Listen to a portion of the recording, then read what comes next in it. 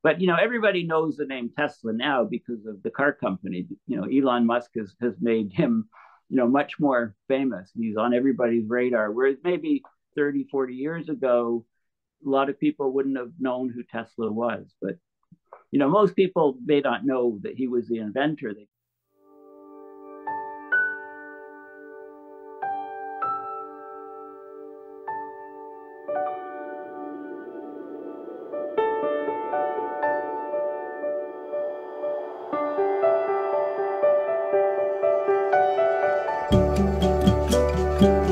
Hello, everyone, and welcome to another edition of the Climate Emergency Forum.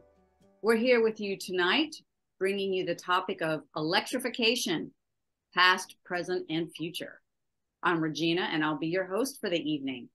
And tonight we'll be speaking about Nikola Tesla. What a fascinating individual, and it's just so current, pun intended, so current that we would be speaking of him. I just read the other day in the New York Times that BP said it's going to amp up its production after already having made commitments not to do so. So we're really in an era where we need someone of the mind of a Nikola Tesla. And what I find so fascinating about him, and there's so much, we can't even begin to cover it.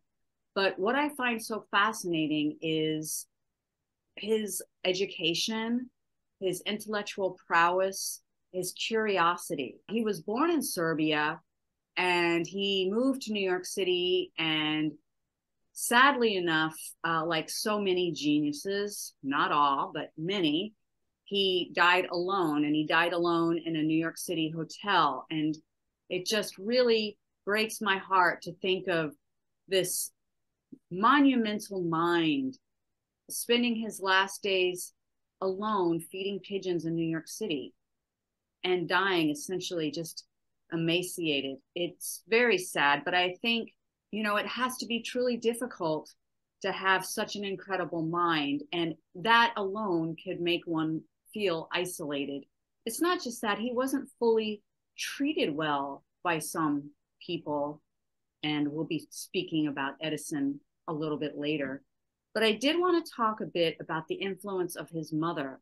Now, she was not formally educated, but apparently she had an incredibly brilliant mind. She was able to memorize poems of great length. She was very handy with things and able to create tools and such. And this is something I think is really, really important.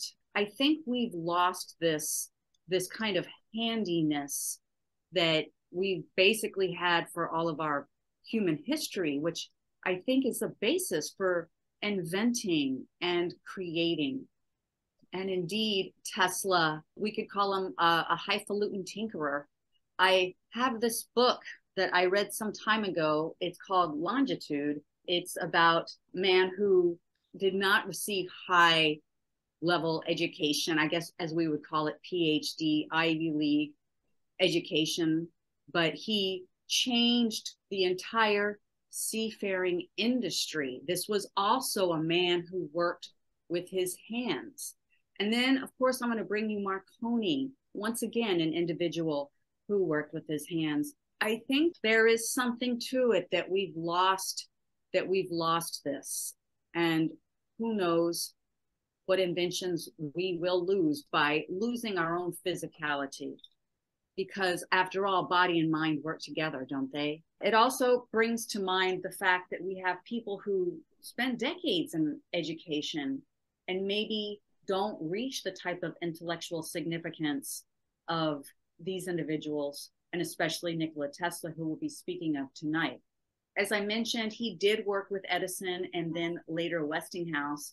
There was quite a drama between this triad. Edison was great with Nikola. They formed a dynamic duo for a while. And then, as things often happen, there were disagreements, theoretical disagreements, and Edison became quite unkind. And we'll get into that a bit later.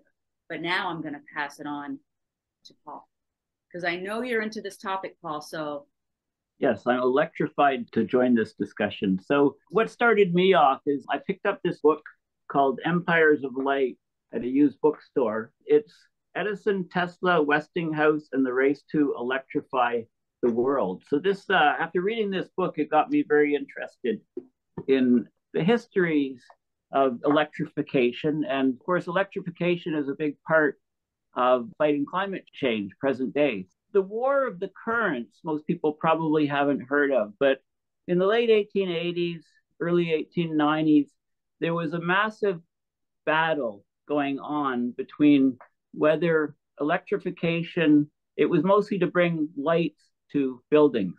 Okay, I'm not talking about power. I mean, all the things we power from electrical sockets, those all came later. But the first thing was just to get light, because that would be a big factor. You know, people could stay up late, they could read. It really changed life significantly. So there was a battle between arc lights, which were high voltage AC lights on the streets and things, and low voltage DC, direct current, AC alternating current.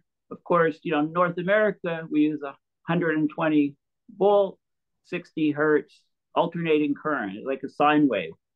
But what actually led the way, and this was pushed by Edison. So Edison, you know, a US inventor and businessman, very, very famous from 1847 to 1931 was his life. You know, he did a lot electrical power generation, mass communication, sound recording, so the first phonograph, motion pictures, the first camera. So this goes on, but his most famous invention, of course, is the electric light bulb, where he used hundreds of different materials, which all failed until he came across tungsten type material to create the first incandescent light bulb. Edison was really pushing for the direct current. So there would be a power station and it would go low voltage across the lines, but you had to be within a mile or two of the power station in order to get the power through the lines. They were buried under the ground and they lit up the homes of rich people, basically, and then some commercial places, etc. And then this was spreading and being pushed by Edison. In fact, the Edison Electric Light Company was formed in about 1878. And Edison, when he first displayed his electric bulb, December 31st, 1879, there's a great quote. He said, "We will make electricity so cheap that only the rich will burn candles." Only the rich will burn candles. So very interesting. But Tesla, the Serbian inventor who moved to America, who Regina was talking about, his work was in alternating current, AC. He believed that AC was much superior, having high voltage AC. So there was this huge battle going on. And don't forget that this electricity wasn't just generating lights. Later, it was powering automobiles, cars. In fact, at one point in the US, over half of the commercial delivery vehicles were powered by electric motors. I mean, that's a bit of a different story. But Tesla was convinced, and he was actually correct, that you could send the higher voltage AC over power lines over much longer distances. So one of his famous projects, you know, he invented many, many different electrical gadgets, and he did it mostly himself with very little help. While Edison, he established the first industrial research laboratory with his company and his work, Menlo Park, New Jersey. It occupied several city blocks, labs with lots of people working for him, coming up with their devices and inventions against sort of the sole inventor, Tesla. And in fact, at one point, Tesla, his entire laboratory was burned to the ground and he lost pretty much everything. So he had to reconstruct things pretty much from scratch. And I often wonder what sort of gadgets we might have today if that fire had not happened. And it was under suspicious circumstances. I mean, the war of the currents, it was actually a true war in many cases. When you came out with the product, electricity, and you were trying to sell it, you know, you tried to advance your AC or your DC, and that got pretty brutal. So the AC, the Chicago World's Fair in 1893, Chicago became called the City of Lights because they had electric lights illuminating the fair for the first time.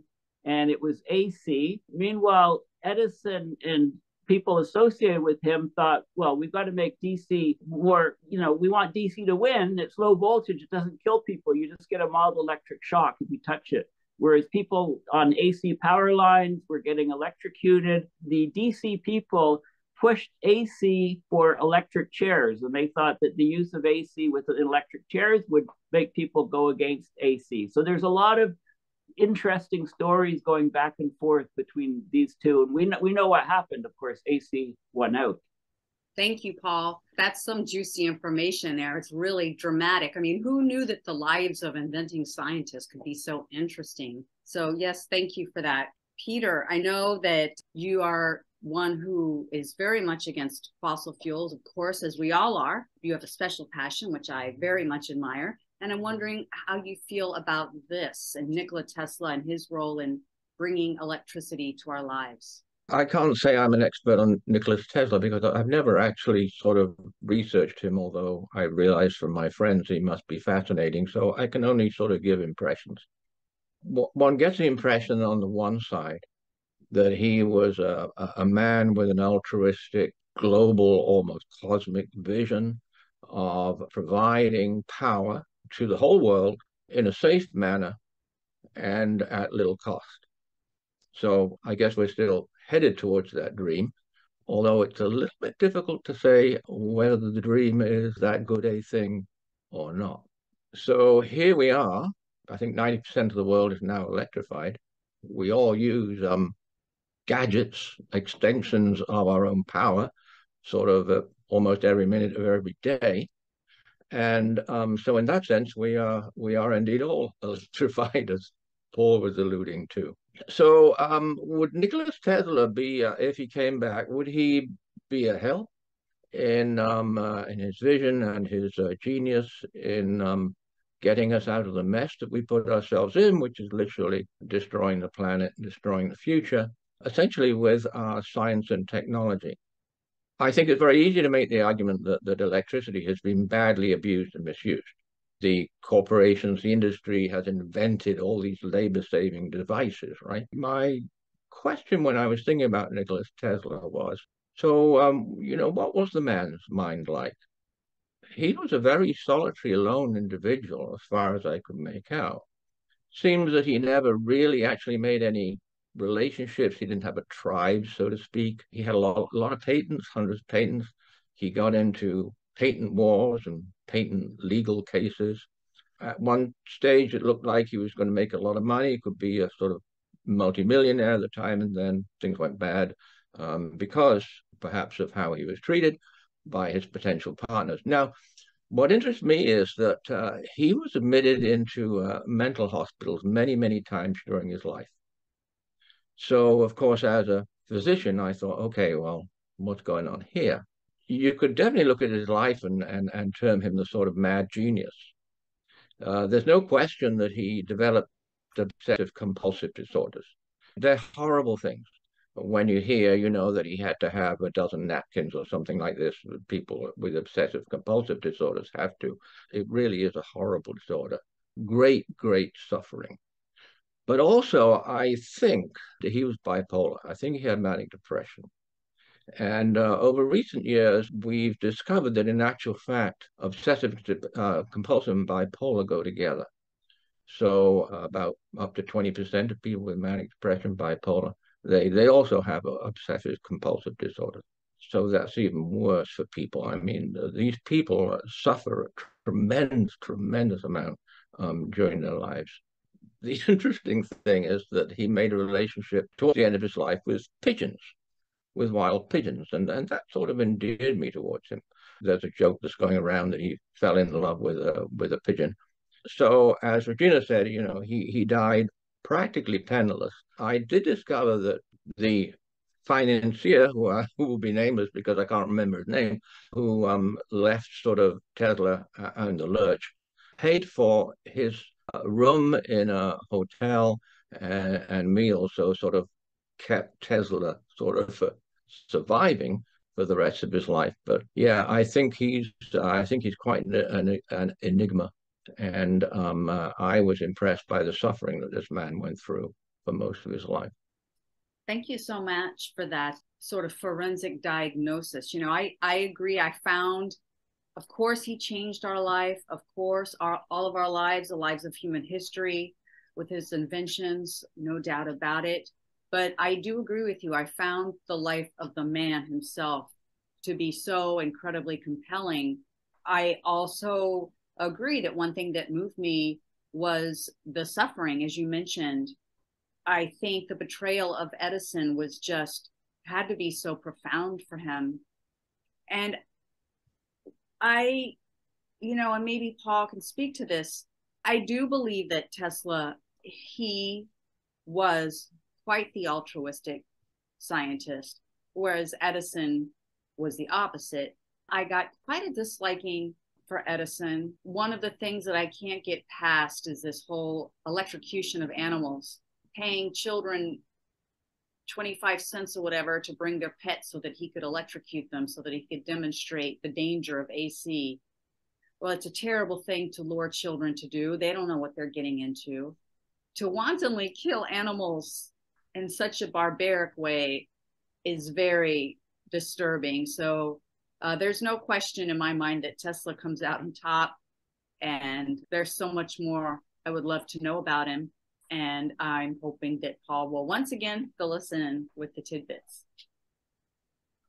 Well, the DC people, in trying to, win out, they really pushed on the fatalities, the occasional fatalities of linesmen. They were all men at the time, the people up the poles that were stringing the power lines, etc. Because occasionally there'd be an accident and they'd be electrocuted, and the public would be walking down below in New York, and they'd look up and see all these sparks and see this horrendous death of somebody on one of the AC lines. And of course, the electrocution of animals was worked towards coming up with the electric chair. So they tried bigger and bigger animals, and they actually even electrocuted some elephants, I believe, in the end. I mean, you can look at the history, and this was all part of the current wars, right? So it got pretty heated. Now, I'd like to bring the electrification ideas to the present, because clearly we need to produce electricity from,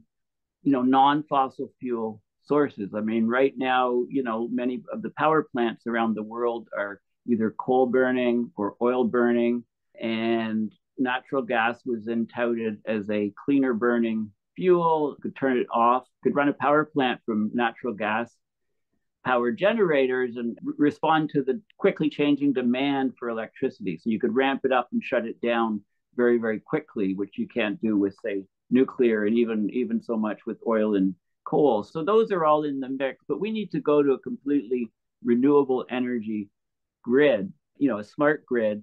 And one of the ideas is that, you use, for example, put these massive solar farms in the middle of the desert, and then run a high voltage DC line to Europe, say, from Saudi Arabia desert. And these high voltage DC lines, typically they're anywhere from 100 kilovolt to 800 kilovolts. But the Chinese in 2019 had a 1,100 kilovolt DC line. It runs 3,300 kilometers, which is 2,000 miles. And it carries huge amounts of like 12 gigawatts of power, massive amounts of electrical power that you could bring from, say, one of those going across the Mediterranean, for example, from the solar farms in the desert, could power many countries in Europe, for example. And the reason why you want high voltage DC lines is their loss is very, very small. So they only lose 3.5% of their power for every 1,000 kilometers that the electricity goes through. And that's about half what the losses are from an equivalent voltage of AC, be about 6.7%. So people are looking at these sort of mega projects to continue to fight climate change, to continue the electrification of the world on renewable energy sources. Tesla is probably the most famous now. I mean, Edison had way more inventions in a lot of different areas. Tesla was focused on electricity, power generation, AC, But then he was also looking at radio. He believed that you could actually transmit energy through waves, wireless systems, wireless energy transmission, right? Which was sort of the ideas that started off radio. But there is microwave transmission where you can beam power from one location to another location. So people have thought of that. You have big solar panels in space, and then you transmit the energy down to the earth using microwave transmission. So Tesla was involved in looking at all of these ideas, and this was back at the turn of the century. But everybody knows the name Tesla now because of the car company. Elon Musk has made him much more famous. He's on everybody's radar, whereas maybe 30, 40 years ago, a lot of people wouldn't have known who Tesla was. But most people may not know that he was the inventor. They just think of it as a car company. But anyway, there you have it. So it's interesting. There's a lot of connections. A lot of the solutions to climate change. It's an energy issue. How do you get energy from one place to another? And you can do it very efficiently with high voltage DC power lines. Thank you. One of the things that I was thinking of as you were speaking, ever since man has discovered light, it has come with a cost, very high cost, whether we cut down trees to burn them, whether we hunted whales to kill them to use their oil to light lamps, or using the tallow from cows. And now it's fossil fuels to add lighting to our homes. I'm wondering, Peter, if there's a way forward where we can have light, where we can have electricity without causing all of the undue suffering that we have done historically. Well, there's little question when you look at the climate change indicators, when you look at our emissions of CO2 and methane, and both of these, of course, greenhouse gases are emitted by the fossil fuel industry. So one has to really ask, if we're going to survive, and if we're going to ask the rest of the world to survive, what are we going to do about energy? And the conclusion I think that one comes to is that the developed world has to change to energy austerity. I mean, we have to stop using energy very, very abruptly. Okay, I know it's not going to happen, but really and truly, if we want to have a livable future, if we want to leave anything with future generations, if we want to stop the sixth mass extinction, we in the developed world must do that. We must get ourselves off energy. Because if we don't, no matter what the quality of the energy, right, no matter what the origin, if we don't reduce our consumption of energy massively, it's just not going to work.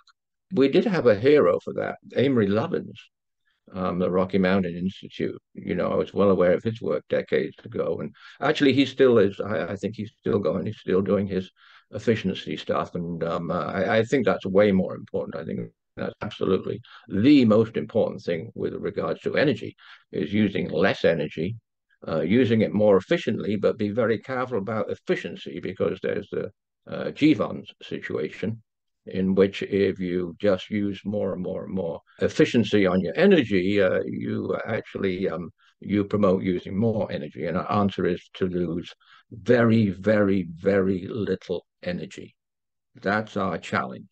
That's really what everybody should be looking at, right? Rather than the electrification of the world is going to be the whole solution. It should be that getting our developed world actually totally insane amount of energy that we use. The amount of energy that we waste is absolutely absurd. So that's what we have to do. I think that's the answer. Thank you for that. And if only we had a Nikola Tesla around today, and who knows, maybe we do, and we just haven't heard of him or her yet. But I think it's also wise, as you say, not to look for a savior, because, well, we're not beyond saving, but we need to do the change ourselves rather than look to someone else. It's interesting, the arc, we have the arc of this amazing person who brought us electrification in this way, and kind of look at where it's brought us. But I've enjoyed learning a lot about Nikola Tesla, and I hope that you have too, at least a little bit. We definitely encourage you to check out other sources. For example, Wikipedia. They have great information on him, as well as YouTube. There's some shows on Tesla, which are really quite interesting. And if you enjoyed hearing about some of history's great scientists, and maybe you want to hear about someone else, please leave that in the comments. And if there are other things that we didn't mention about Nikola, leave those in the comments as well. And if you learned something, please consider sharing this video. And if you haven't, please like and subscribe. We want to see you again at the next Climate Emergency Forum.